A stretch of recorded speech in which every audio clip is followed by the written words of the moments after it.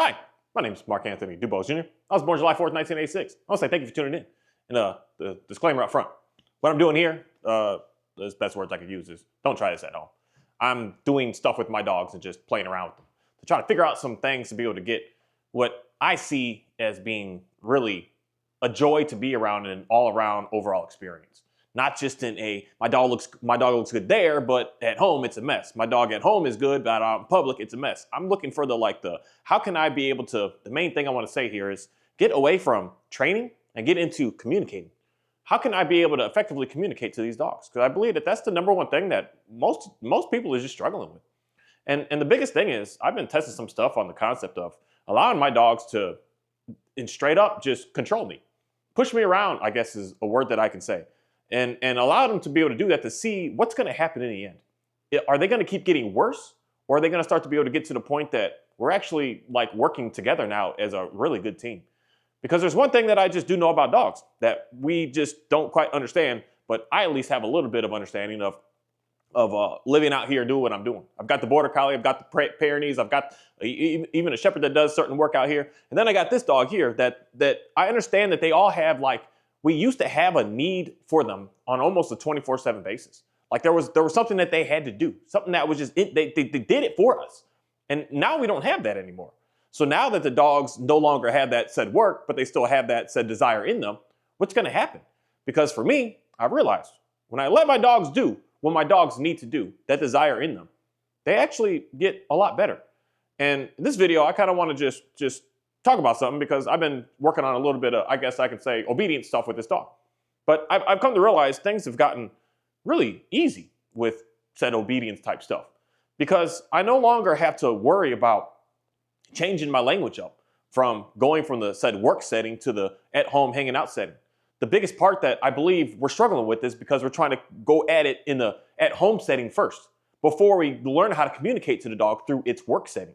Because again, we got a lot of this play stuff, but a lot of these dogs out here that are just like wild, that are just that are just crazy, that are just like all obsessive. It's interesting that most people never see that out of this dog. Why? Because I focus on all the work that she needs. I focus on all the running that she needs, all the chasing that she needs, all the digging that she needs, all the chewing that she needs, all the everything that she needs, all the extra affection that she needs, all the extra attention that she needs, all the extra everything that this dog needs. I focus on all of that to learn how to be able to get her to understand me, that we could talk to each other. So when we're going on a run and we're doing what we're doing, it's a sense that I'm watching what she's doing and she's controlling me. She's doing whatever the heck she wants to do. And straight up in reality, it is what it is. She's doing what she has to do. Same thing when my Border Collie's out chasing the cows.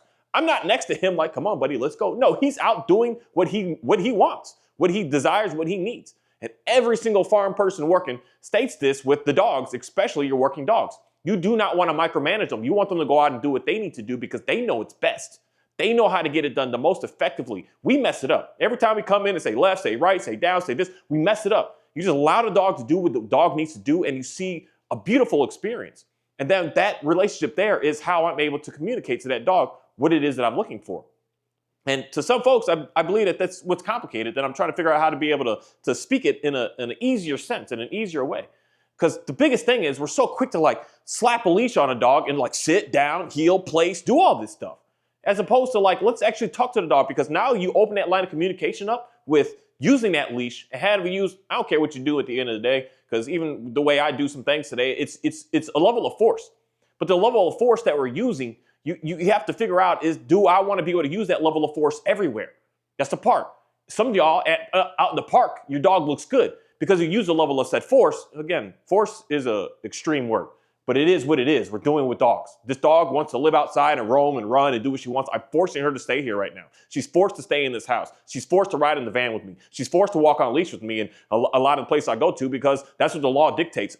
She's under an extreme amount of force. I don't care what you want to say about that. I don't care if you're giving them treats, it's forcing them. You're forcing them to stay with us. That's enough. That's over force already. And as soon as we can just get past that concept, we can finally learn something new. But the biggest thing is if your dog is good outside because you're using such like said force of using treats or using corrections or using a specific leash system, specific collar system, and that's how you know how to communicate. But now when you're at home and you don't have that said equipment on, you don't have those treats on you all the time. Now your dog doesn't know nothing. You have no line of communication because you learned your communication through using all of that stuff. So now that's where you're at a mismatch. Over here, it looks good when you're loaded up with everything. But over there, I can't speak to the dog no more. Over there, your recall is really good because you've got the collar system on them. But over here, when it's off, the dog's just running and acting a fool. So then most people would say, hey, just leave it on them all the time. Keep treats on you, keep them on you all the time. And you're going to have to, in reality, do that at the end of the day because that's your line of communication. Because what starts to happen is if you try to come in with a different line of communication, the dog's going to, I see this all the time. The dogs just look at you like, they're like, what's going on? I don't know what's happening here. I don't know what to do. And it's for you to be able to try to do more work on being able to teach the dog two different types of level of communication. But in my opinion, us as humans struggle with that. I know for a fact the dog is going to be struggling like crazy with that. That's why when you go do a boot camp series with a trainer and the dog is looking really good because that trainer gave that dog a line of communication that works. And unfortunately, most of that stuff is we keep the dog in the kennel, we bring the dog out, work with it for an hour, 2 or 3, and put the dog in the kennel again. It's not living in a living sense. It's not living in your home. It's not hanging out all day long. That's why it looks good when you're using that said regimen because that's communication now that the dog understands. That's where things with me start to get very, very complicated because I just can't stand when I have to have something. I have to be a way that's not just me. To be able to speak to something, to be able to communicate to something. I want to be able to do that everywhere, all the time. That's why the one thing that I can't get off this dog stuff because I keep watching these videos of these dogs that are just so hyper, so energetic. And the first thing that people are doing is slapping that leash on and telling it to just sit there. You're opening that line of communication that's the only way that you're going to be able to get that dog to calm down through using that said extra level of force of using that leash to just force them to stay there. I said stay calm and be calm. As opposed to getting that dog to do what it needs to do. It's got to run it out. It's got to do some exercise. It's got to have something in it. This is the part that, Mark, I don't have the luxury to go to the places you do and do what you have. You have the understanding of you now have an animal in your house that you signed up for it. I didn't tell you to sign up for it.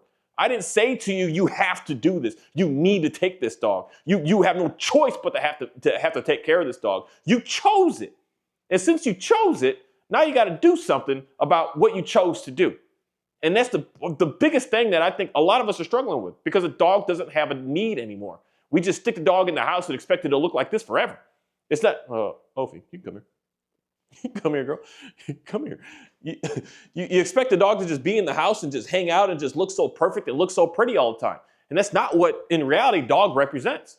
Dogs represent on the go, on the move, doing stuff, making stuff happen. That's why for me, straight up, this scene, like I said, don't do what I do. This is mass manipulation that I'm showing right now. I'll put the dog on the place bed and it looks good, and that's what you're going to have for the remainder of of your day.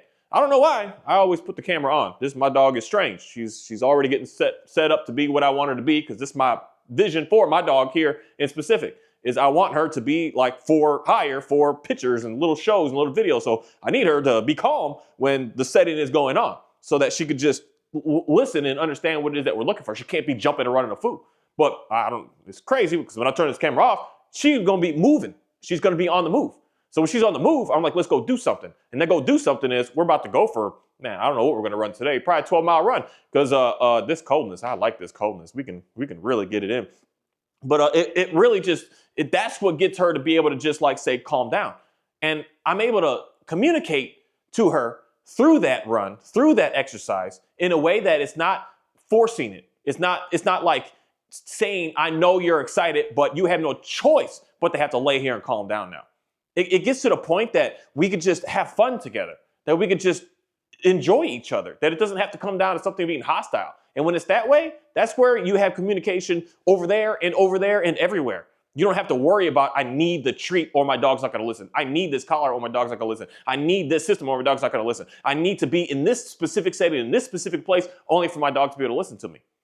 That's where there's like that missing part that I believe most every single person is struggling with the dogs and my own self, and why I just have learned to just allow my dog straight up to control me. Because when I allow them to control me, to do what they need to do, the work that they need to do, because they know what work they need to do better than I do. When I go out trying to hunt something and trying to find some mice or something out here, the dogs know more than I could ever possibly know. So it would be ridiculous of me to control the dog down to say, no, you don't go sniff that because I know where they are. I don't know where the heck they are. The dogs are like 1,000 times ahead of me. No, we probably even more than that. Way more faster than me. They could spot stuff in the pitch of the blackness. I go out there with no light on. The dogs find and they know where they're going. It would be so silly of me to hold that dog back, to put my leash on that dog and to just say no. Once he goes into drive, he starts to smell, he say no. Sit. Once the dog has a desire. Because that's what pretty much every dog that I see has the issues. They have something that they need to do. And you're restricting them every single day saying, no, you can't do that. No, you can't do that. No, you can't do that. No, you can't go here. No, you can't go there. No, you can't be around here. And you just keep constantly doing that over and over again. As opposed to saying, what do you need to do? And allow the dog to have to get out and has to do it. I'm always going to get that person. Oh, my dog likes to bite dogs and bite people. No, your dog does that out of frustration because you've been telling it its whole life that it can't do something. It can't this, it can't that, it can't be about this, it can't make that happen. Because I've taken so many dogs at this moment for a simple run. I just run the dog and the dogs pass out and they don't want to do nothing for days and some dogs weeks after just 1 or 2 good runs. Most dogs is all that they're looking for is simply a run. And being able to allow your dog to be able to do that and set that up, that's going to give you what it is that you're looking for. And again, these are the concepts to me personally that come down to us being able to understand what love actually truly is about. What it actually is. What it actually, the core fundamentals of what that word means. The core fundamentals. That fundamental isn't just, I'm going to force you to do this because I don't like that you do that, so I'm going to make you this. You got yourself a husky and you don't like that it likes to pull and chase and dig and burrow and do crazy stuff. You don't like to, let's go deep for half a second. You don't like that you got a husky and the dog is shedding in your house right now. It's like, it doesn't make sense, but that's what we as humans are doing today. That's not showing love. Showing love would say, I like the way that dog looks. I'm going to leave it over there because I can't deal with all of what it represents. You can't deal with the all of what a border collie is. You've got it. Oh, it's so cute. It's so cuddly. It's so adorable. They're so soft. They're so agreeable. They're so sensitive. And you're like, I want one of those without worrying about the fact of he's about to chase your kids around. It's about to move other dogs around. It's about to go out and try to move everything it possibly can. It's going to go out and try to move the cars and move the bikes and move and you say to that dog, no. It can never do anything. It can never do any of that. It can never be what it is. That's not love. That's extreme amount of hate at the end of the day. You're stripping everything from that animal so that you can just say, look what I have. Look what I've got. Look what I'm dealing with here. And then you're wondering why we're struggling with these animals because we don't love them. We think that we could hold them all day and that's showing love. We could feed them all day and that's showing them love. We could just pet them and do this all day and that's not showing them any sort of love. What is love is getting that animal out to express itself to be what it needs to do. You got a lot of people have all these dogs. I already know because I just, for the average person out there, you probably don't know what most people are struggling with. But when someone is like doing this constantly over and over, I see the same breeds type dogs. I see the same situation. I see the same stuff over and over again. And it's always, I don't know why, but it's always the same type breeds type dogs where I'll put it in the classification of the same type dogs. Most people today are struggling so much with these herding breed dogs because there's no need for them anymore. There's no desire for them anymore. There's nothing with them anymore. So many people are struggling with so many of these dogs, and you're not, the number one thing is you're not allowing the dog to express itself, to control the situation of what it needs to do. We're all so quick to, no, you can't, nothing.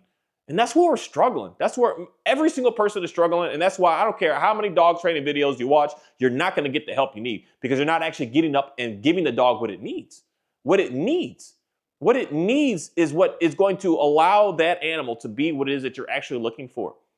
And when you allow the dog to do what it needs, and you find that game for it, and you be able to keep on consistently doing that for them, that's where you're going to open up communication. The dog's going to listen to you out of excitement, out of joy, out of just, hey, we're just doing stuff. We're just hanging out. As opposed to it being in a way of like coming basically straight up hostile. Shoving the treat in the dog's face when it's looking at something and it looks back at you, shove the treat in the face, that's hostile. Now, every time that you want your dog to look at you, you got to have something on you. You can't just be you. You can't just represent, you got to I got to go in the kitchen to find something to get my dog to pay attention to me.